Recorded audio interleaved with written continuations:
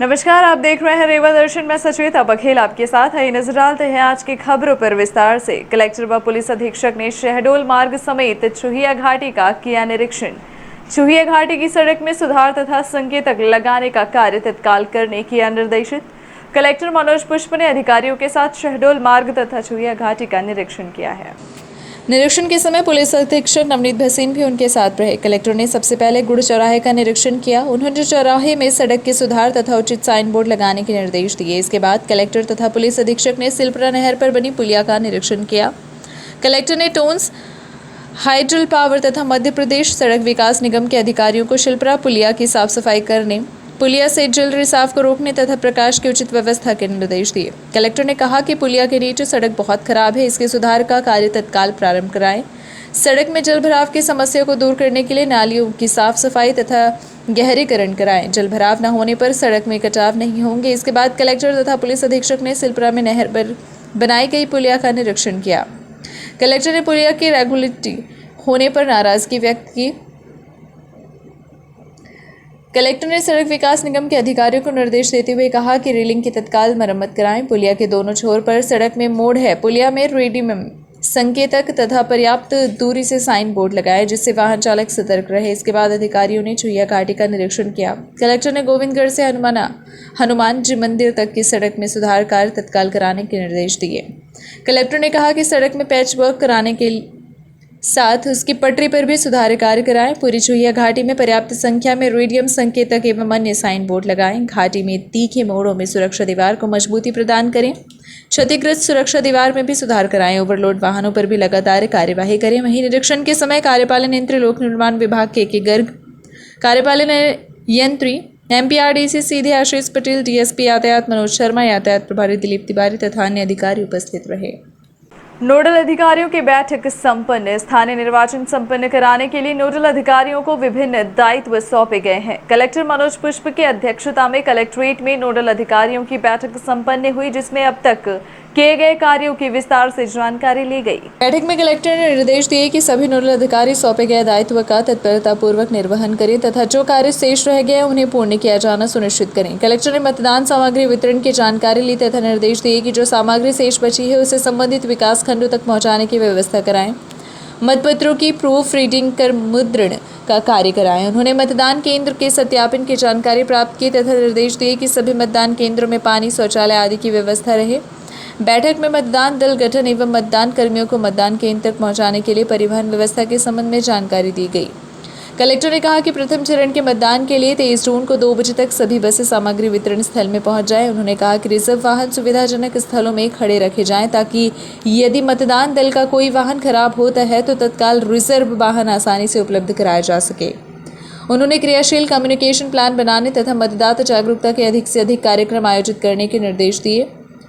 Collector ने निर्देशित किया कि मतदान दलों के प्रशिक्षण के साथ सामग्री वितरण, सामग्री वापसी करने वाले, सारणीकरण एवं मतपत्र लेखा बनाने वाले कर्मियों को भी प्रशिक्षित किया जाए। कलेक्टर ने कहा कि नगरीय निकाय निर्वाचन में महापौर और पार्षद प्रत्याशियों को रोज खर्च का ब्यौरा देना होगा। इन खर्चों के मॉनिटरिंग के लिए प्रशिक्षण दल हिसाब किताब का ब्यौरा रखेगा। बैठक में नोडल अधिकारियों ने अब तक किए गए कार्यों के विषय में विस्तार से जानकारी दी। इस दौरान मुख्य कार्यपालन अधिकारी जिला पंचायत स्वप्निल वानखेड़े, डीएफओ चंद्रशेखर सिंह, अपर कलेक्टर शैलेंद्र सिंह, उप जिला निर्वाचन अधिकारी ए.के. झा, एसडीएम हुजूर अनुराग तिवारी, डिप्टी कलेक्टर संजय पांडे सहित नोडल अधिकारी उपस्थित रहे। जल जीवन मिशन का काम अधर में, ठेकेदार चुनाव लड़ने में व्यस्त। टंकी निर्माण में जारी है अनियमितताओं एवं भ्रष्टाचार का खेल। ठेकेदार की मनमानी के खिलाफ होगा आंदोलन। कॉमरेड लालमणि त्रिपाठी पानी की टंकी में चढ़कर करेंगे विरोध। भीषण गर्मी में पानी के लिए मचा हुआ है हाहाकार। ठेकेदार चुनाव लड़ने में मशगूल। ठेकेदार की तानाशाही व लापरवाही, भ्रष्टाचार के खिलाफ ग्राम बरसैता के सैकड़ों हरिजन, आदिवासी व अन्य लोग कलेक्ट्रेट का घेराव करेंगे। रायपुर जनपद पंचायत अंतर्गत ग्राम पंचायत बरसैता में जल जीवन मिशन के तहत करोड़ों रुपए की लागत से बनने वाली पानी की टंकी समेत अन्य निर्माण कार्य में ठेकेदार की मनमानी व तानाशाही देखी जा रही है, जिसकी वजह से जहां शासन का करोड़ों रुपए पानी में बह रहा है, वहीं इसका लाभ आम जनता को मिलता नहीं दिखाई दे रहा है।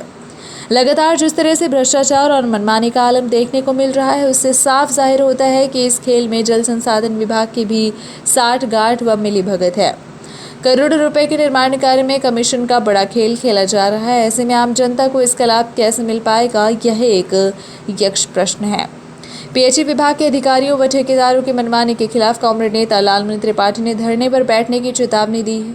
उनका साफ कहना है कि शासन द्वारा करोड़ों रुपए की जो योजना चलाई जा रही है उसका लाभ आम जनता को मिलना चाहिए, लेकिन ठेकेदार लगातार भ्रष्टाचार पर आमादा हैं।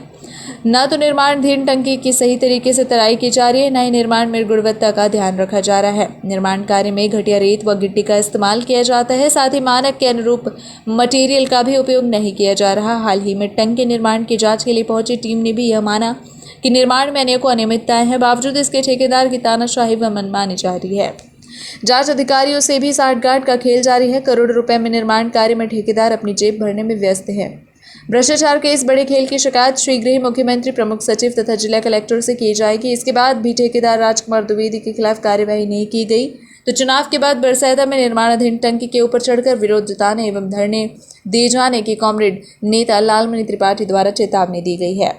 साथ ही आरोप ये भी लगाए जा रहे हैं कि ठेकेदार राजकुमार द्विवेदी अपने काले कारनामों को छुपाने अब चुनाव लड़ रहा है। चुनाव लड़ने की वजह से निर्माण कार्य में भी देरी देखी जा रही है, जबकि शासन की योजना का लाभ अब तक जनता को मिल जाना चाहिए, लेकिन यह परियोजना अभी आधी अधूरी पड़ी हुई है। फिर भी ठेकेदार का इधर कोई खास ध्यान नहीं है।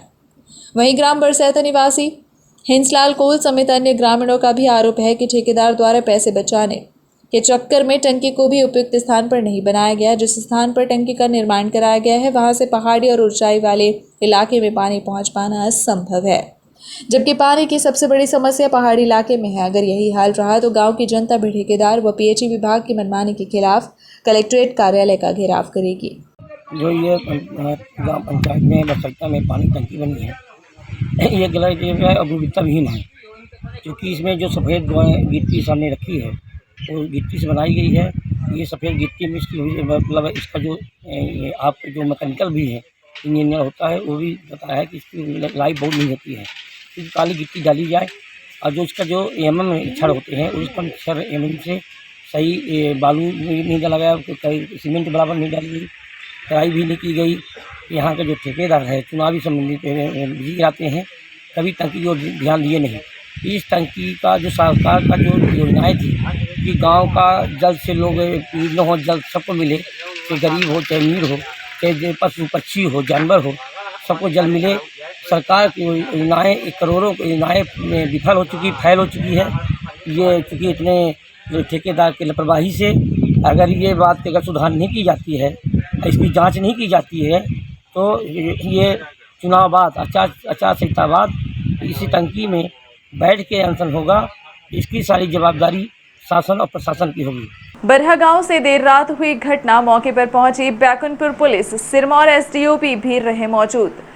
रीवा जिले के बैकुंठपुर थाना क्षेत्र अंतर्गत एक बार फिर हत्या का सनसनीखेज मामला सामने आया है, जहां घर के बाहर सो रहे 55 वर्षीय श्रमिक की मौत हुई है।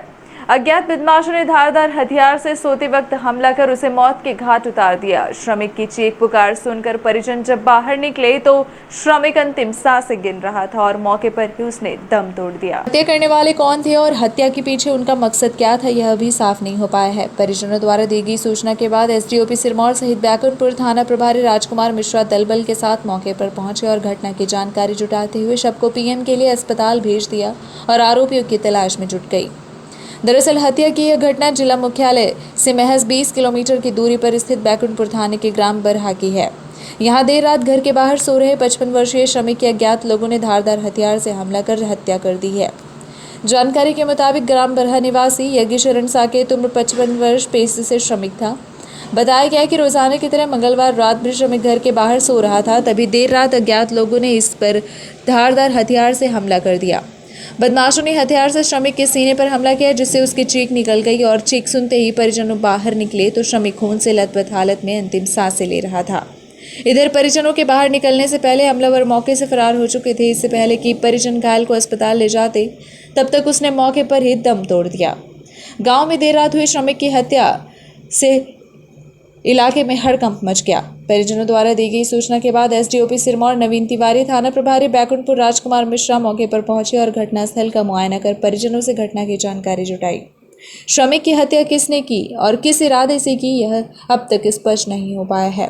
पुलिस ने मामले में अज्ञात के विरुद्ध हत्या की धारा 302 का अपराध रजिस्टर कर लिया है और अज्ञात हमलावरों की तलाश शुरू कर दी गई है। सर, ये बैकुंठपुर थाना क्षेत्र अंतर्गत एक हत्या का मामला।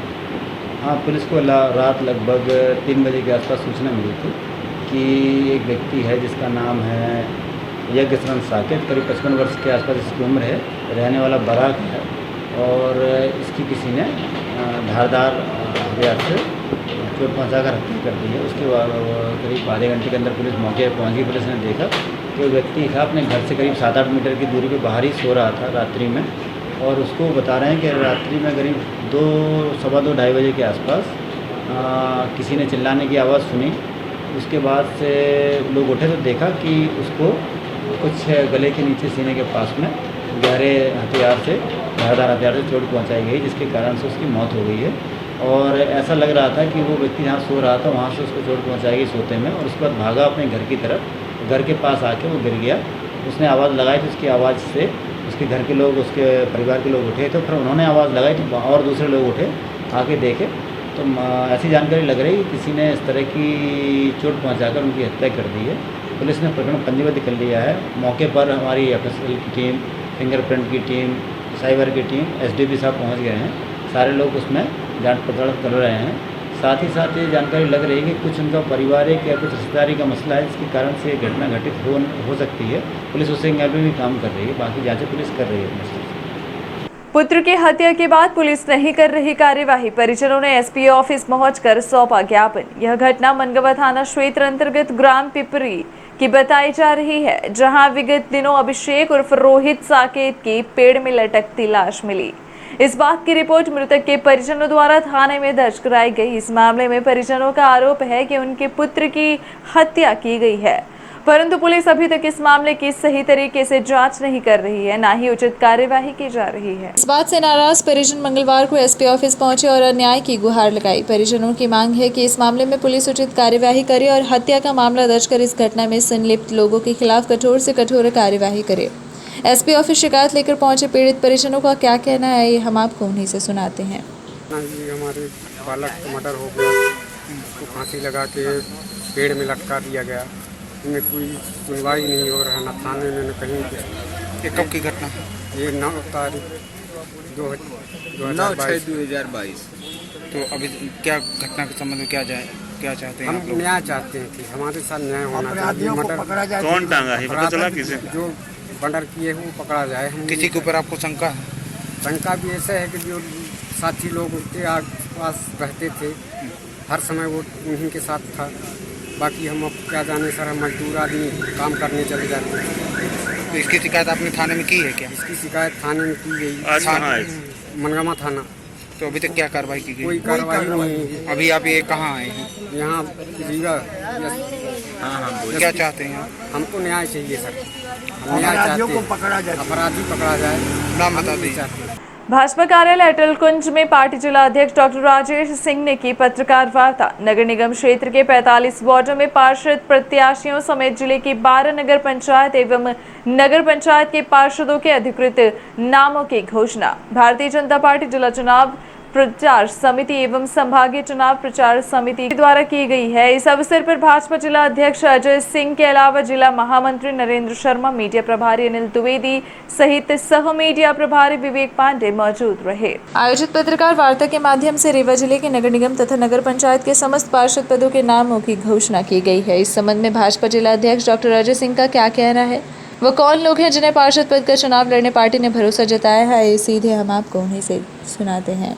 सरस्वती गुप्ता, वार्ड क्रमांक 23 से श्रीमती शिवा पांडे, वार्ड क्रमांक 24 से श्री वेंकटेश पांडे, वार्ड क्रमांक 25 से श्रीमती सुधा तिवारी, वार्ड क्रमांक 26 से श्री मनोज सिंह, वार्ड क्रमांक 27 से श्री शंकर साहनी, वार्ड क्रमांक 28 से श्री सुशील चौधरी, वार्ड क्रमांक 29 से श्रीमती शिवमाला यादव, वार्ड क्रमांक 30 से श्रीमती नीता कुशवाहा, वार्ड क्रमांक 31 से श्रीमती श्रद्धा ठारवानी, वार्ड क्रमांक 32 से श्रीमती सरस्वती नंदलाल ताम्रकार, वार्ड क्रमांक 33 से सौरभ अग्रवाल, वार्ड क्रमांक 34 से श्री अब्दुल रहीम जुगनू, वार्ड क्रमांक 35 से श्री सैयद अख्तर अली मुन्ना, वार्ड क्रमांक 36 से सूरज केवट, वार्ड क्रमांक 37 से श्रीमती मंजू प्रकाश सोनी, वार्ड क्रमांक 38 से श्री राजबहोर चौधरी, वार्ड क्रमांक 39 से श्रीमती सरोज बंसल, वार्ड क्रमांक 40 से श्रीमती सितारा